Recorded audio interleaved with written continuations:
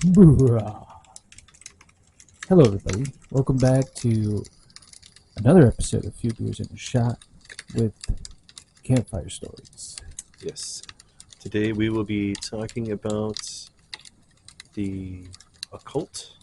Yes, we're going to dive into some factual occult stuff, and then we'll diverge into how it's inspired entertainment. Yep. We got our nice little fire going in the background. Yes. And today we will be drinking. Our nice little campfire sound, too. Yes. Wood crackling. Wood crackling on the fire, you know. Don't want to get hit by any embers and start a house fire. Yes. You know, today we'll be drinking from Hailstorm Brewing. We'll be drinking Primo Lime Mexican style lager. Ooh. There is nothing on the website about it. Very occult. Yeah, other than it's 5.3 alcohol by volume. And Hailstorm Brewing is in Tinley Park. And there's nothing about them at all on their website as well. So I've been there before. Pretty sure I've been there before. It's a pretty cool place. But I don't. It's been years since I've been there. Yeah. So I'm interested to try it. It's this episode's been a long time coming. We were trying to get this one out for a while. I was pushing for it a lot because I like these, but we just didn't have a topic until we kind of Agreed upon the occult. Yeah, I mean, I wouldn't say we disagreed, but we just we're like, what are we going to talk about? Yeah. And then we're like, okay, I guess because the first episode was mostly personal stories. Yeah. Shit that happened to us. Ghost stories and things of that nature. Yeah, and the second one was more haunted places and such. Mhm. So now we're gonna dive a little bit into The occult. the occult. But first, But first, let's try the Primo. well, what's the 5.3. 5.3? All right. Ooh, that smells good. Does it? Very lime forward. Very limey. Very limey. Oh yeah. Very limey. And then, do you want to describe the can while you're there? You could describe the can. It's got I think the word is Catarina on it, which is one of those Mexican sugar candy looking things. With the skull, with the, It reminds me of the people from Day of the Dead. Coco. When they're going from one place to the other. Yeah. Well, it's based off the off the Day of the Dead culture, not the Yes. zombie movie. no, But not this. the Yeah. actual November 2nd is Day of the Dead. Dia de Muertos in Mexico. So. Did you celebrate? We don't celebrate per se crazy, but if we had somebody buried here, which we don't, we would visit their grave, and then you kind of hang out and you visit them basically. Mhm. Not that you shouldn't visit them any other time of the year, but that's the day that cemeteries are populated a lot by the living. By the By the living. Not just the dead. Yeah. So, if we've been down there, my grandma, my uncle, yeah, we would go visit them, bring flowers, and just hang out, a couple hours. I know a lot of people put up altars and put up pictures of them. So, yeah, that's kind of what you do.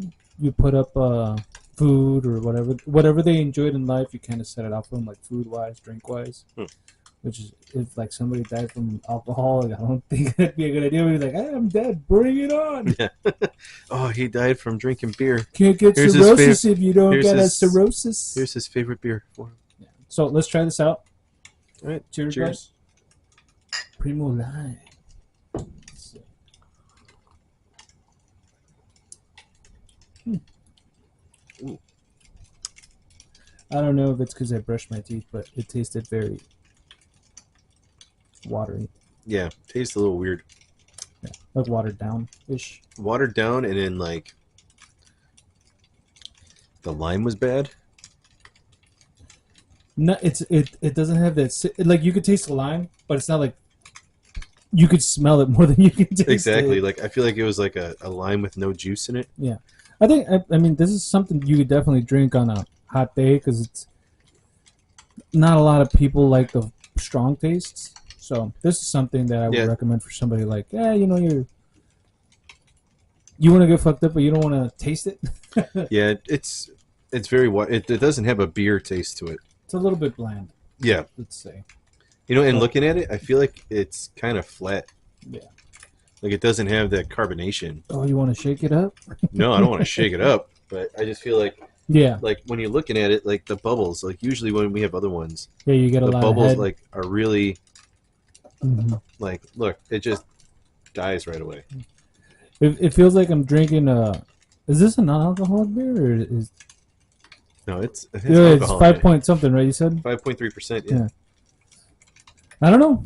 So it's It's definitely not bad tasting. So I don't want to get that out there. No, it tastes good, but Yeah. it just I feel like it's soft. and I feel like this particular one, like they might have gotten flat. It's the cuck of beers. Oh, I don't know about that, dude. Yeah. I think that we might just have a batch that went bland. What was it Just- Ron Swanson said about Greek yogurt? Be yogurt or be nothing or something like that?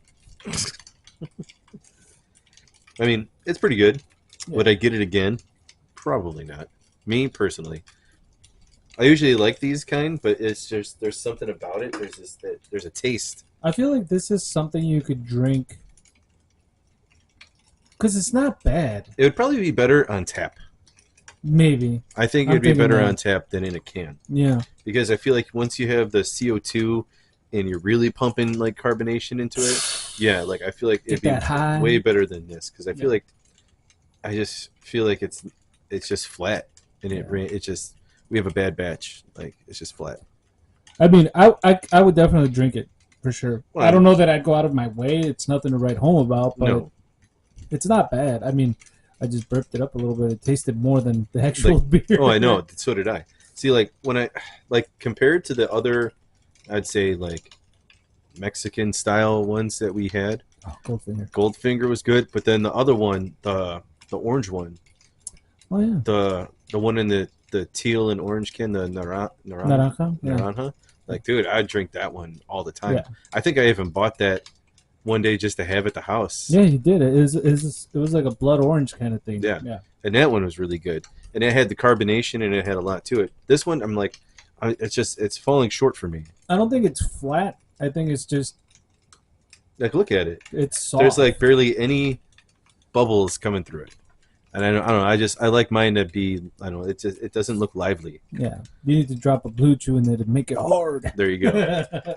I mean, Sponsor us. you could kind of taste the lime, but it's very watered down. And like I Yeah. feel like it's like there was an old lime in there. You know what? Even this is good. Like it's gonna be like an oxymoron, but it's like if this was a seltzer, that's what it would taste like, a flat seltzer. Yes, that's what it tastes like. Yes, a flat seltzer that's been like you opened it And you and let you it forgot- sit for like a day. and you forgot that you had it, Yeah. and then when you took your drink, you're like, oh, well, this is flat. Like Yeah. that's exactly what this tastes like. Yeah. Like I said, I think at the brewery on tap, ice cold, I think it would be way better. Yeah. Not that anybody cares what we think. We're just putting it out there. Yeah. I mean, if I could give like a number ranking on this from like 1 to 10, Oh, here we go. We're gonna start ranking the beers. well, I feel like because of how much we're Easy, like Dave Portnoy. how much we're complaining about this one right now. I'm not complaining. We're like about complaining I like about it in a good way because we're like, oh, it's good, but it needs. It's to be- definitely no unwind your mind. Oh god, that is a definite 0. Well, just that one. Their other beers were good. Well, yeah, I'm not talking about the brewery. I'm talking about that specific. Yeah, beer. that beer they did not know what they were doing that day. They unwound their mind when they made that one. for sure. But this guy, I would definitely. I'd give it like a 6 because it's not bad, but it's- it's nothing to write. For home me, it about. would be a straight like 5.1. It's right in the middle of the road. Like Yeah, it's nothing where I'm like, oh yeah, or not even like. I'll tell you what though, this is something that you could have dinner with for sure. Yeah.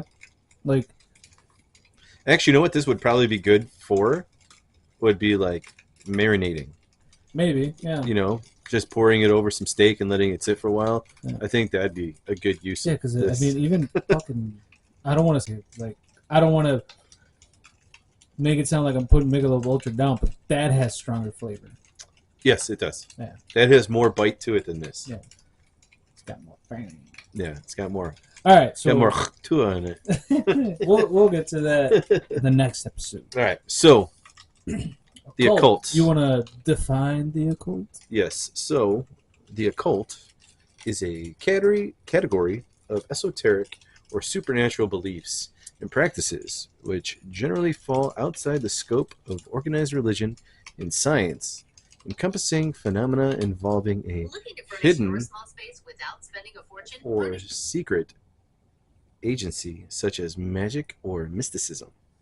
It's like your phone got possessed by an ad. I know. Well, you got to see everything has ads these days. I told you. It can also refer to paranormal ideas such as extrasensory perception and parapsychology. Okay. So there's a lot about it, dude. I mean, it's a broad definition. Yes. So I mean, you have tons and tons of different like esoteric traditions as Kabbalah, spiritualism, the Theosophy, Anthroposophy, Wicca, the Hermetic Order of the Golden Dawn, New Age, and the left hand and right hand paths. It just keeps going on and on. Like Freemasonry has some ties to the occult. Yeah. Aleister Crowley. Yeah. And Jean-Marie Ragon. Jean-Marie? Yeah, Jean-Marie. Let's see what else we got here. I mean, you can go on and on. There's so many weird little things that throughout time have been associated with the occult. Yeah. And one thing in particular that I find interesting is how the Nazis allegedly used the occult, which the association of Nazism and occultism occurs in a wide range of theories, speculations, and research into the origins of Nazism and into Nazism's possible relationship with very occult traditions. Yeah. They had like demonic influences. There's a theory that Adolf Hitler was possessed by a demon the whole time because there was certain like things with his eyes, and like his eyes would change or his eyes would be a certain way. Oh, he just had lazy eye, dude. Yeah, I know. But he had a lazy brain too. I don't know. I mean, I don't think he had a lazy brain. I think he was a psychopath. So, I mean, definitely. Like here, for a demonic influence on Hitler, Hermann Rauschling's Hitler Speaks is brought forward as a source. However, most modern scholars do not consider Rauschling reliable. So I wonder why. Yeah. Well, he talks Was he about... a Nazi? I think so. No. He talks about this guy, August Kubizek, which is one of Hitler's closest friends since childhood, and it claims that Hitler, 17 years old at the time, spoke to him of returning Germany to its former glory. Of this comment, August said, "It was as if another being spoke out of his body and moved him as much as it did me." So, I mean... Well, yeah. There's definitely a theory about... Well, I don't want to say it's theory, but it's out there that they were trying to mess around with it to help them get a leg up on... Well, yeah, I mean, the war. It wasn't just the occult part of it that they were in. I mean, the Nazis had like researchers for everything. Yeah. They had people trying to find Atlantis Yep. because part of their belief was that the Aryan people were descendants of Atlanteans, and they were the chosen ones, and they were the ones who were the ideal perfect race who were supposed to do this, that, and the other. They would lose their shit if they saw Jason Momoa as Aquaman. Yeah. Because he's not blonde and blue eyes. Exactly. but also they sent like a whole team of Nazi doctors and researchers to Tibet to like live with these monks and everything that lived up in the mountains that were like 110 years old. And they were like studying them and trying to learn on like, how are you guys living in this area and being able to survive? Like there was, I forgot how many it was, but there's dozens of Nazi like expeditions to Tibet just to like hang out with these dudes. So I mean, it's pretty crazy. Yeah, I mean, I think that what they were trying to do is find whatever, not even just the occult, just anything that was, let's say, supernatural, and weaponize it. Yeah. So. Well, I mean, it also gets to the point where there was theories that, you know, a lot of the Nazi machinery or weaponry and um, innovations of technology and stuff were from aliens, because they had a jet engine before everybody even knew what a jet was. You know, and in the V2 rocket was, you know, an amazing thing all of its own. Yeah, it's like, or the Tiger tank. The Tiger tank is an anomaly, dude. Like, they had the biggest war machine on wheels, and once it broke, it was never getting fixed. I mean, there was a dude that I was watching a documentary on. And he was a former Tiger tank driver, and he's like, yeah, in the beginning of the war, he goes, they were in France. He's like, yeah, one of the parts of the engine broke down, so he called out for a Tiger tank mechanic to come out. The war was over by the time he showed up. And he's just like, the reporter was like, what did you say? He goes, the war was over before he showed up. We sat there and fought just in the tank. Just broke down. Yeah, he's like, it broke down next to a building. We got a flat, dude. So they had the cannon and all the other, you know, weaponry around it, but as far as moving, no. So it was just like a base that, it was a mobile base until it wasn't mobile anymore. Exactly. That's nuts. So I mean, it's just. Yeah, but you dive into all that stuff with Hitler. He was definitely messing around with stuff that he shouldn't have. Mm-hmm. Well, here you got Aleister Crowley. Yeah. You know, there was also unverifiable rumors that sought to contact Hitler during World War II. Mm. Despite several allegations and speculations to the contrary, there is no evidence of such encounter. In 1991, John Simmons, one of Crowley's literary executors, published a book, The Medusa's Head, or Conversations Between Aleister Crowley and Adolf Hitler, which has definitively been shown to be literally fiction. The edition of the book was limited to 350 copies has also contributed to the mystery surrounding the topic. That dude had followers. He wasn't like a cult leader, though, right? Crowley? Aleister Crowley? Yeah. He was like he was an English occultist, magician, poet, novelist. He was also a mountaineer. So he had a following. Yeah, but he didn't have like a cult, right? I mean, it doesn't say he was a cult leader. He's just a cultist. He was an occultist. Yeah.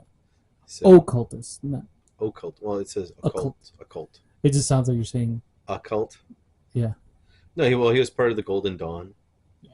That was another one that I ran into today. Not bumped into, but I was watching videos on it. The Golden Dawn. The Hermetic Order of the Golden Dawn. Yeah. What are those dudes all about? Huh? You want to talk about them? You can talk about them. I don't have it up right now, man. Yeah, you should have had it up, man. I just saw a video on them, and when I was kind of looking into all the stuff, and I saw about the Wicca, and it was like I was watching this video about this whole iceberg of occultism, and started out with like the tarot cards, and then it went into the board, which you should never say the name because it's bad luck. The one that starts with an O and ends with an A, and you commune with the dead, kind of. Yeah. So the Hermetic Order of the Golden Dawn, more commonly known as the Golden Dawn, it's a secret society devoted to the study and practice of occult, hermeticism, and metaphysics. Yeah. During the late 19th century and early 20th century.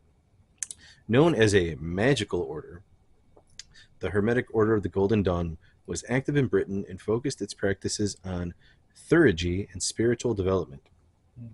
Many present-day concepts of ritual and magic that are the center of contemporary traditions, such as Wicca and Thelema, were inspired by the Golden Dawn, which became one of the largest single influences of the 20th century Western occultism. So it's like the evil version. Well, I don't want to even say the evil version of the Illuminati, because those guys are pretty wrecked. Well, I mean, this was. I mean, they were more about like alchemy and astrology, tarot, divination, geomancy. So I mean, they were more. Like it says, they were more like of a magic cult type thing. They were more about, like, you know. We're trying to. They're scientists of magic. Yes, there you go. That'd be a good way of saying it.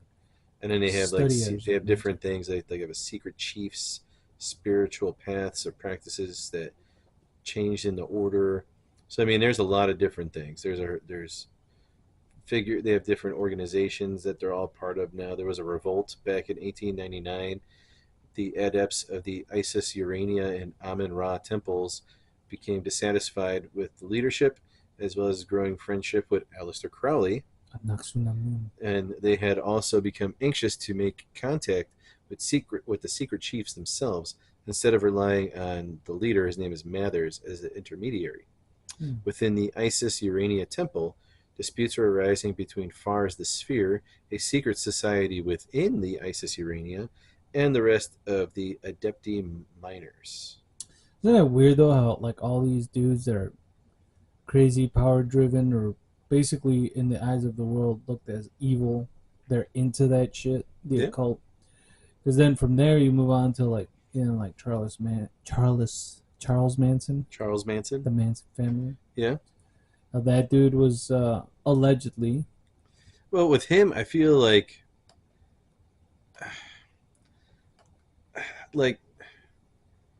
because like how could you just like looking into him, I think it wasn't just occultism. Like I feel like there was training in manipulation, brainwashing. well yeah the whole thing was that dude got trained to brainwash people into his cult, and then they went off and like killed people. Well, they only had one big murder. One famous murder. You don't know how many other people they killed. I don't think they probably. I don't. They probably didn't. I think that there was going to be a bigger purpose. They were going to drink the Kool-Aid at the end. Is that what you think? No, I think that they had plans to do more, and I think that situation kind of went sideways. Like backfired a little bit. Like they showed up on the radar a little too soon. Yeah. Before they were actually like a movement, let's say. Because I mean, like the dude he was in a lot of powerful circles. I mean, he was involved with a lot of people around Los Angeles. I mean, he was involved with movie stars. He was involved with musicians. He was famous for no reason. Yeah. I mean, he has that one album that he put out. I never heard a song of it. If you spin it backwards. Yeah, I don't want to know. But I mean, like, he was friends with one of the Beach Boys. Yeah. I think he partied with the Beatles, too, at one point. I think he did. I'm not sure. I thought there was something about... It was the Beatles or the Eagles? I think he met one of the Beatles at, like, a party. Ringo. No, I think he might have met John Lennon. Yeah. I could be wrong, but I thought there was something, like... but I know that they wrote the song Helter Skelter. Was about something along the same lines, but I thought for sure that there was some connection where he met one of them or something, but I know he met the Beach Boys. But I just feel like him being a part of MK Ultra is a little bit different than him being part of the occult, because it's more of him being a cult leader. Right, but I mean, cults deal in the occult because there's brainwashing, and they don't worship the same gods that a Christian, Catholic, Jewish, Buddhist, all the ones that are like good gods, let's say. Well, I mean, they're bananas. They worshipped him. His people worshipped him, and they were loyal to him. But like I said, I feel like with him, it's more the conspiracy theory. Yeah, with him, I feel like he was more of like the best way I could kind of put it is like Born Identity type of stuff. Like he was kind of like a patsy. Yeah, not a patsy, but like he was more like. Yeah, I lost my headphones. There you go. He was an agent that could be turned on. Yeah. And he was able to. Like a sleeper? Yeah. Okay. Like he learned these skills, and when they asked him to use them, he would be able to use them. I could see that more than that. Than dealing with like mystical stuff? I think it was more, he was trained to do this stuff by people who. There was an agenda. Mm-hmm.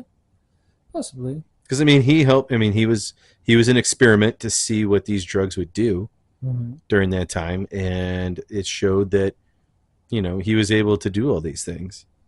So, I mean, he was able to infiltrate high society, and recruit all these people from all walks of life, have a compound, and then go and kill these people, and yeah. He's probably one of those dudes that would have gone to what's that?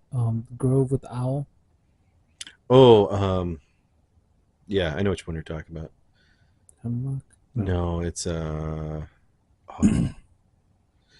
what is it called? You know which one I'm talking about. Yes. And just by saying the owl, yes, that's people what. know Yeah. what I'm talking about. It's not Owl Grove. No. Yeah, but I bet you Bohemian Grove. Bohemian Grove. Yes, I could see him going to be. Oh yeah. But I mean, Kid Rock went there. He would need the money to be able to go, because it's not a cheap membership. But even then, and there's a wait list to get there. That depends, though. If you're powerful enough, or if you're involved enough, like Kid Rock was talking about it on. It's like $2,500 a month or something to be part of. Yeah, but he could have a sponsor if he's that deep. They're like, hey, we need you to go there and influence some celebrities. Well, I mean, I feel like they're doing some weird shit anyway there. So, oh yeah, for sure. Some occult stuff. Maybe some rituals. Oh, they definitely do rituals. I mean, sacrifice a little bit. Alex Jones got pretty far into it before they figured out who he was.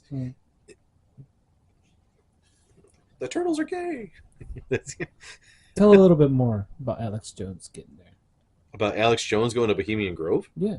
Oh my god, I have to go back into it, man. I just remember he was there, and just the skinny, like he went in and he was seeing how they have all these weird buildings, and they have the owl, that big huge owl, just there, and he was walking around, and I forgot, did he have was the camera? The camera was in a button. I think it was really tiny one in a button, and he was walking around just recording everything that was going on. Was he there during an event? Yeah. Okay. He snuck in, and he was able to just kind of mingle around with people, because they didn't they don't all know who each other is, Because again, I'm gonna say this real quick. Kid Rock went back in the day, and he was talking about all these celebrities were there, and I'm like, that's pretty crazy, dude. The elite. Well, yeah, there's a list of who goes there. Yeah. Here's the Bohemian Grove list of members, or at least the ones that are published. You got, let's see, somebody that we would know. Yeah. Don't know those people. Don't know those people. Nope. George Bush. Mm. Don't know him. Nope. A lot of rich people. I remember that that popped up. What was it 2 years ago that it became really a thing? Bohemian Grove. I would say more dude, I know it's been there, but when it was really popping off as being something that was being exposed. Yeah, it was probably 3 or 4 years ago. Was it really that far back? Yeah. During the pandemic. Right around that time, because that's when people really started diving deep into these things. Yeah. And they had the time to do it. And either alcoholism or besides George Bush, I have yet to see anybody who I know, or even kind of remotely know the name of. Yeah. Newt Gingrich. There's another one. Well, I mean, there's a lot of people who are members, but it's very specific. They can only have, I think they can only have 2,500 members at a time. So when one dies, they can bring in another one. And you have to be invited. You can't just walk up and be like, hey, I want to be a member of Bohemian Grove. You have to be invited by somebody to do it. Well, there's those people that put up a video of them driving around there. I think the Hollister, the person who made Hollister. The brand? Yeah, I think he part of it.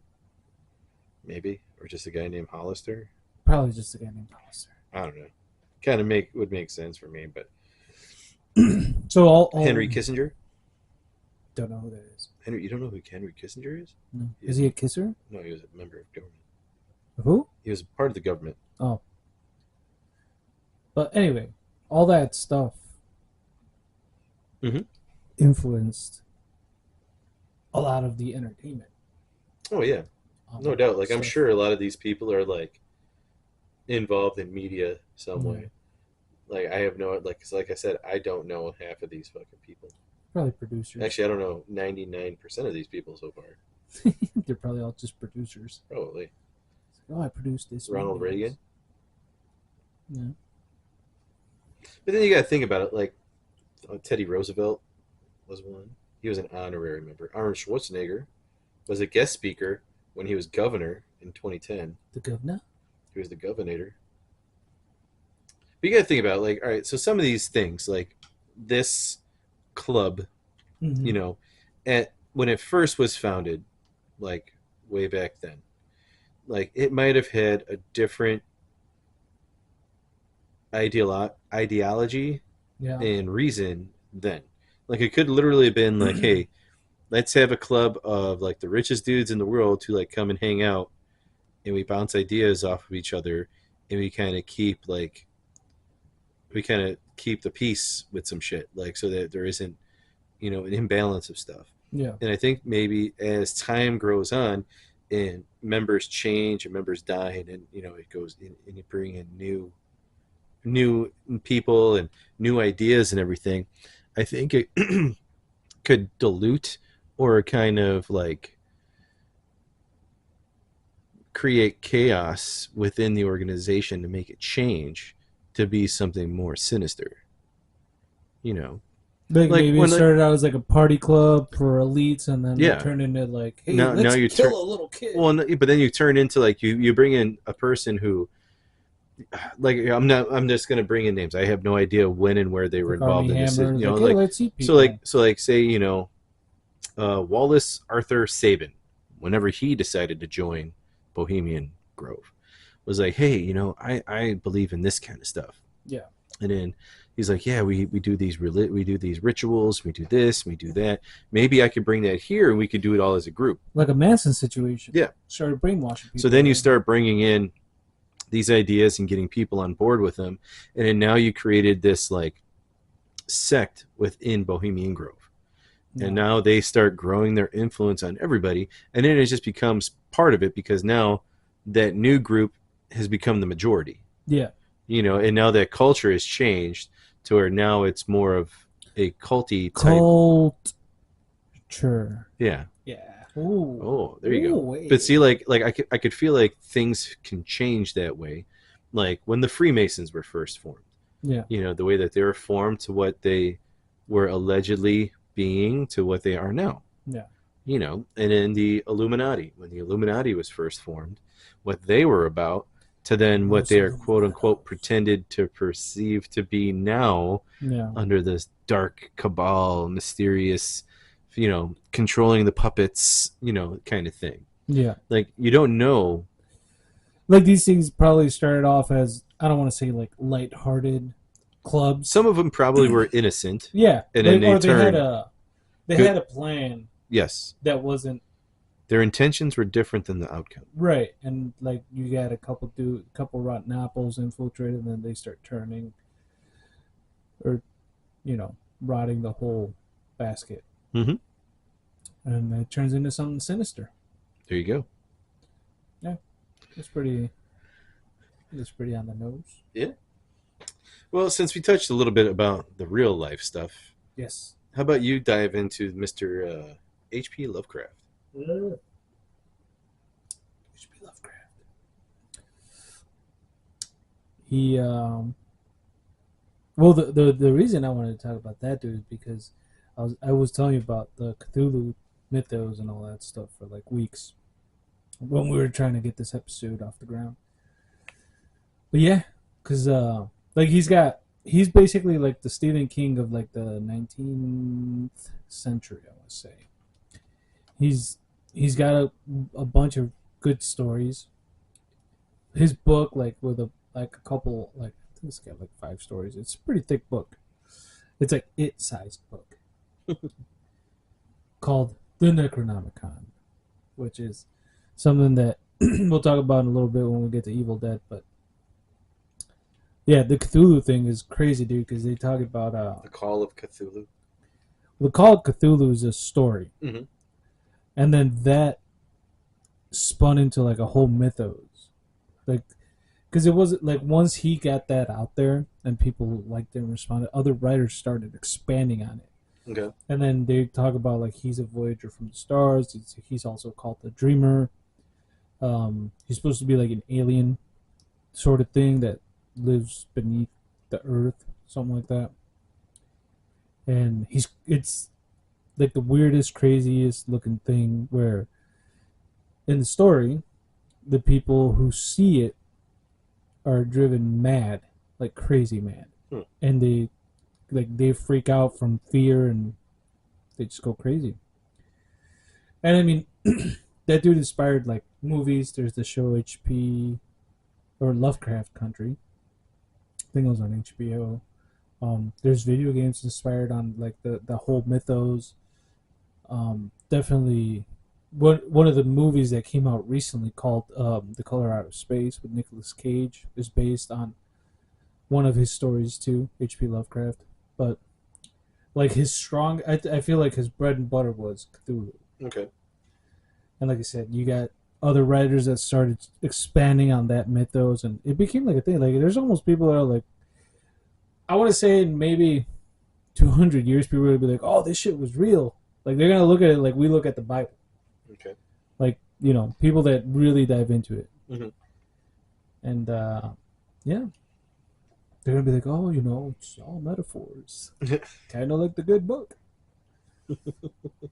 But yeah, it's all that stuff is really cool. Like I've yet like I would love to see um a movie based on that, like an actual movie about Cthulhu and somebody making like the fucking monster. He's supposed to be the size of a mountain. Okay. He's got like an octopus type deal for a head with the tentacles, but he's got like more than 8. He's like a bunch. It's like the Davy Jones thing going on from Pirates of the Caribbean. Okay. He's got like an ape-like body and dragon wings. Wow, that's Yeah. a creature. Okay. Yeah. That's why it's like out of all the creatures that H.P. Lovecraft imagined or whatever, that's the one that Like stands what out drugs the was most. he on to create that? I don't know, man. I think that might have been. I know he was racist. Yeah, he was a socialist. Yeah. So Okay. I mean, he had some There's something wrong with him. not necessarily something wrong. I mean, he might have just been, drugged up. Of his own mind. Yeah. But yeah, he definitely put out good stories out there. I know I was gonna bring down the book and show it to you, but I left it upstairs. Okay. Oh, it's okay. I saw the picture, like the drawing of Cthulhu. Oh, there's images all over the place. No, And- but like his, like Oh. H.P. Lovecraft's version yeah, of it. like the black and white on. He's the, like sitting on Yeah. like a perch. Yeah. And he's like his tentacles on his face are all over the place, and you see the Mhm. wings. It's pretty interesting. Oh, yeah, it's a crazy looking animal or creature. Yeah, and like I guess the story that he wrote talks about like dudes, like fishermen ran into him, and some of them went crazy, and the other dudes were like trying to attack them, and then they hit it in the head with the boat, and it's just like they're like, "Oh, we killed it," and then it just started to heal, and he was like, "Nah." They were like, "Oh shit, retreat, get back, put it in reverse."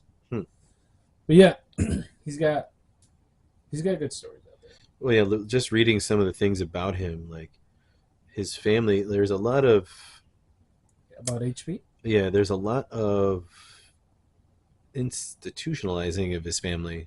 Yeah. With psychotic episodes He and probably read his stories to him and they went bananas. no, like this is when he was a kid. Oh. Like his family, like one of his parents were institutionalized for psychotic episodes. Another one who was his father was in a paralytic state due to insomnia and overwork, and remained that way until his death. Like, it's just a lot of weird things, and then a lot of his stories deal with winged horrors and deep, low moaning sounds. Does he talk about his cat? His cat? I can't say the name of his cat. Why? Because it's a racial slur. His cat is a racial slur? His cat's name is a racial slur. Well, Think about what time he lived in. You could just say, like, blank word. Blank word man. Would that be the B word? C word? Yeah, keep going down the alphabet, son. More towards the middle. Oh, that word? The Monica man. Okay. That's not the name. I'm just trying to... I got you. I'm trying to get your wheels turning a little bit. No, I kind of figured what it was at first. I was just going with different letters. I thought that shit was horrible. And no, it doesn't talk about his cat in here at all. No. 'Cause I don't think they could even put that word on here. Probably not. I mean, it is for... What is it? Documentation purposes. Yeah, I think it'd just be like, his cat... His cat's name is... His cat is, was a cat. It was a cat. You know, just cat. And you know what the worst thing is? The color of the cat. Brown? No. Tan? The bad luck color. Oh, okay. And then he named it that. So it's Well, like, you come know. on, dude. Come on. Okay, I could see. His world closed around him. He was like, yeah, I'm gonna Mark Twain this bitch. Wow. Okay. Well, I mean, here's an interesting little fact about him. Okay. There's a publication called Under the Pyramids that he was a ghostwriter for Harry Houdini. Oh, so he wrote it for him and put Houdini's name on it. Maybe he was Houdini.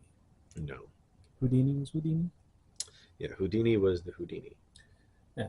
Well, anyway, like that dude inspired a lot of entertainment, I think. As far as, you know, looking beyond all the psychotic breaks in his family and all that shit. Well, I feel like that kind of led to his... Yeah, maybe that's what inspired a lot of his writing.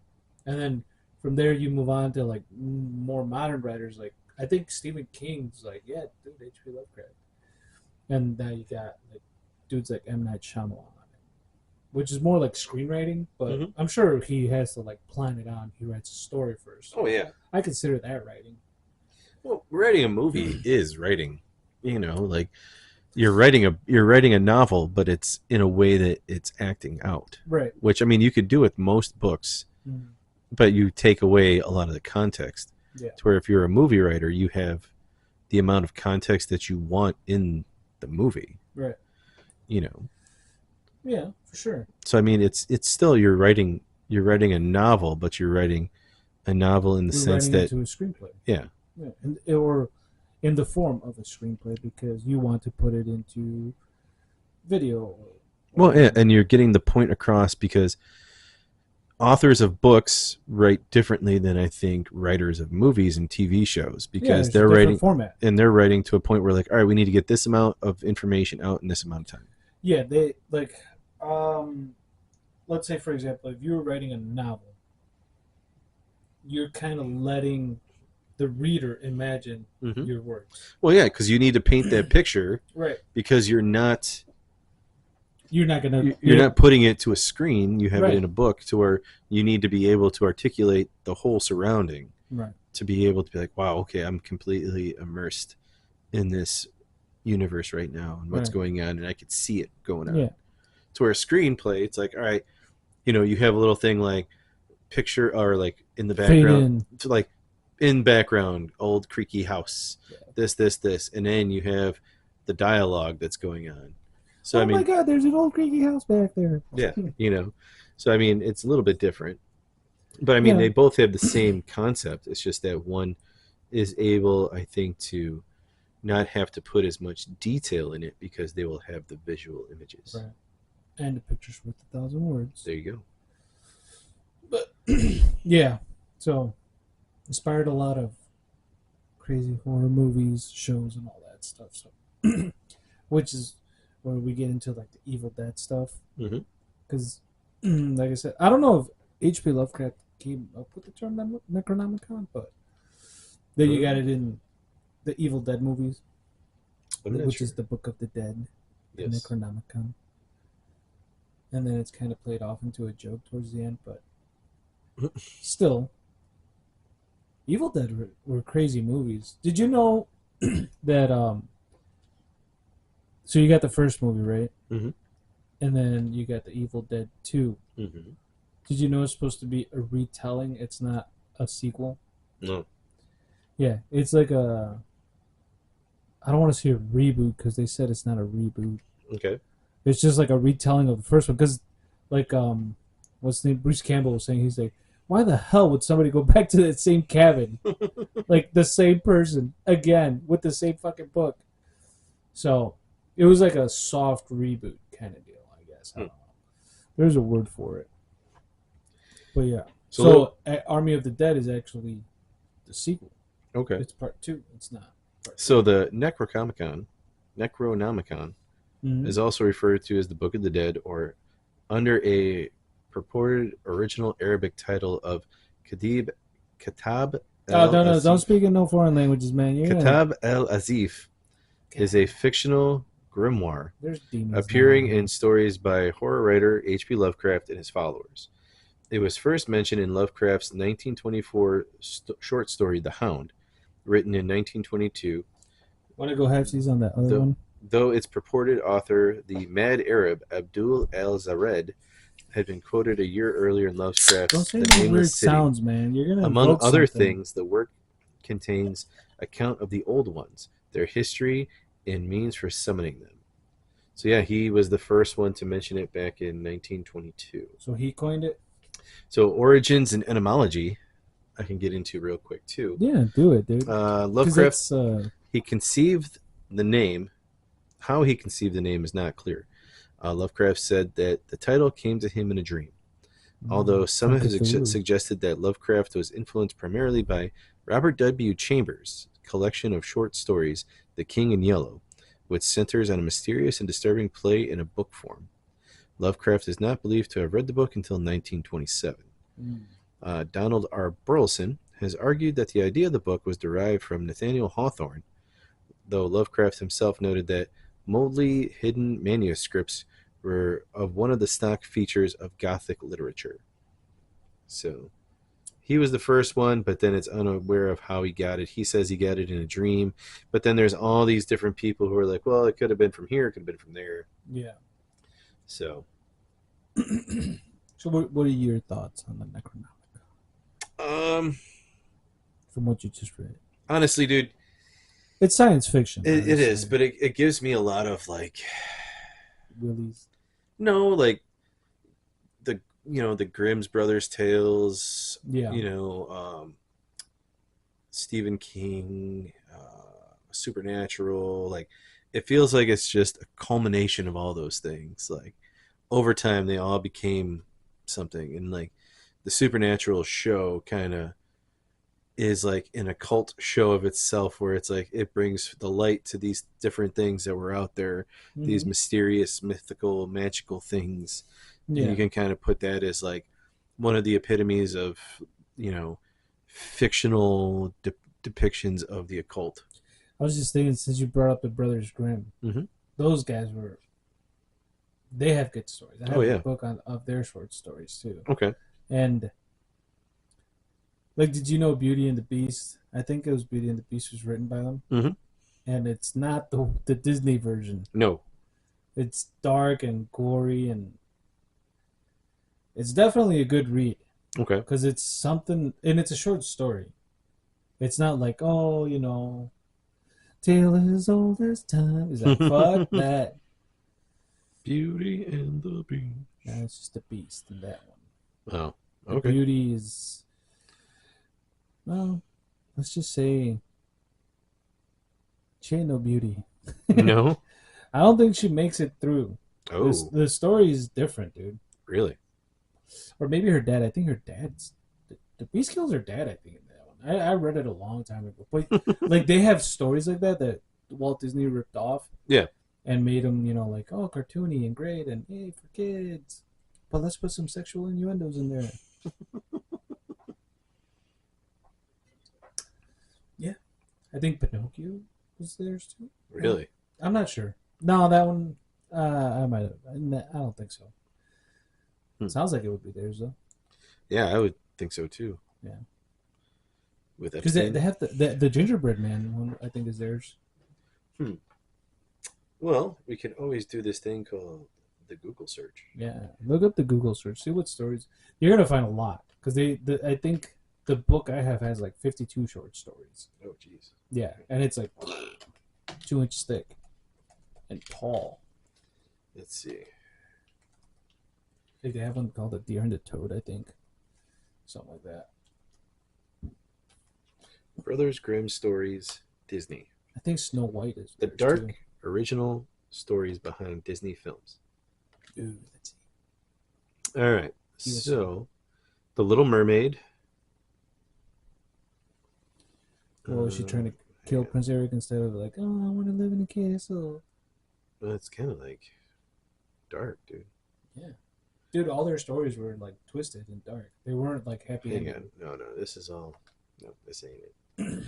Here we go. So, more items here. Is this a video? Okay. So the Brothers Grimm, Jacob and Wilhelm. Yes. So there's stories that were Disney took over the Princess and the Frog. Yeah. Tangled. Babes in the Woods and Hansel and Gretel. Wasn't Tangled supposed to be Rapunzel? Mm-hmm. They wrote that? Mm-hmm. Okay. Snow White and the Seven Dwarfs. Yeah. The Brave Little Tailor. Which...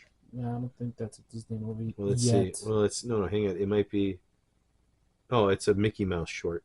Oh. It doesn't mention Beauty and the Beast, though. I think it's in there somewhere. Let's see.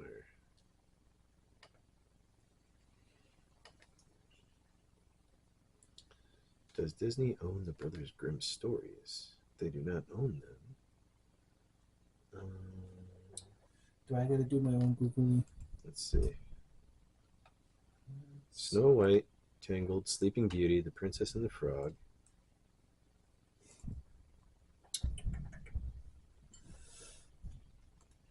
Good stuff. So here you go. List of Disney animated films based on fairy tales. Here we go. Let's see if it says the Brothers Grimm on here.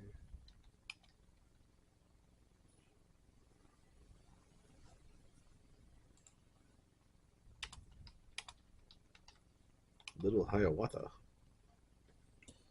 There we go. Beauty and the Beast original story.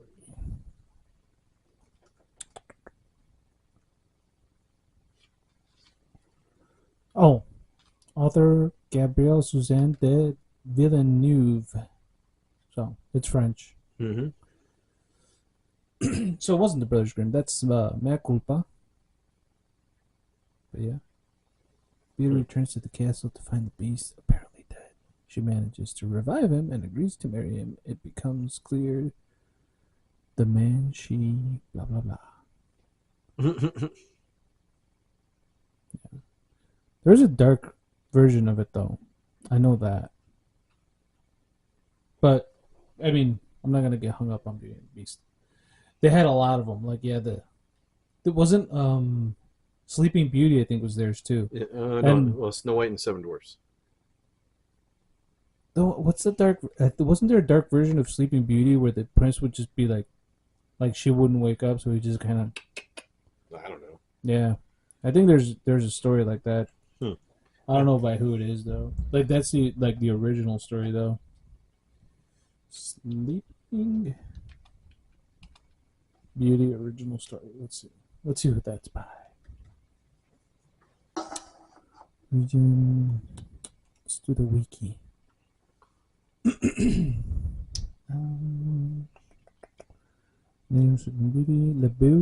All right, so adding that one to this, it tastes way different. Really? It tastes better. It doesn't taste as flat. So here we go. Sleeping Beauty Mm-hmm. was published in 1528 Okay. by Percy Forrest. It did go through the Brothers Grimm, though, in 1812. Children and the Household Tales by Brothers Grimm. Let's see that one. Grimm's Fairy Tales. Origin. Composition. Popularity. Influence. List. Let's see. Oh, there's volumes. Defying the Prince, like you said. Cat and Mouse and Pan Partnership. Mary's Child. The Good Bargain. A Wonderful Musician. Three Spinning Women. Three Little Men in the Wood. Yeah, dude, they had a Cinderella. The Riddle. Mouse, the Bird, and the Sausage. That reminded me of the dude from The Boys. Little Red Cap, Witches, or Little Red Riding Hood. Mm-hmm. Oh my god, dude. So many. Dude, there's got to be over 100 stories. At least. The Raven. The Two Travelers. Anyway. Good writing inspires good science fiction, man. Yeah, I can see that.